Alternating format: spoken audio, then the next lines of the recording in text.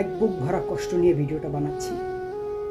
ছোট ছোট বাচ্চাদেরকে যখন দেখি তারা কান্না করতেছে, তাদের বাবা কোথায়, তাদের মা কোথায়, তাদেরকে গুলি করা হচ্ছে, তারা আহত, এগুলো যখন দেখি কলিজাটা আয়নার মতন পরে খান খান হয়ে যায়।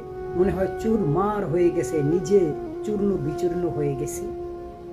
তারা তাদের মা বাবাকে খুঁজছে, তাদের মা বাবা নেই, দুনিয়ার মায়া ত্যাগ করে চলে গেছে।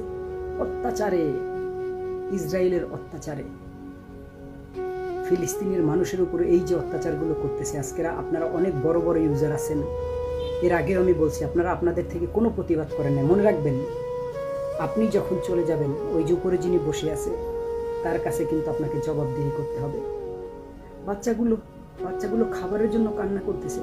আপনারা জানেন রামাদান গেছে, ফিলিস্তিনিতে রোজা ছিল কিন্তু খাবার ছিল না, এমনভাবে কান্না করতেছিল, মানে এটা দেখে কোনো সুস্থ মানুষ, আপনার বিবেক কখনো বসে থাকতে পারে না।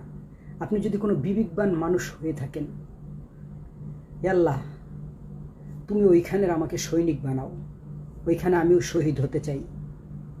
যদি বাঁচতে হয় বীরের মতন বাঁচব। এই বড় বড় যারা ইউজার থেকে শুরু করে যারা বড় বড় সেলিব্রিটি আছে, যারা প্রতিবাদ করেনি, এদের মতন বিলাই হয়ে বাঁচতে চাই না। আগামীকালকের দিন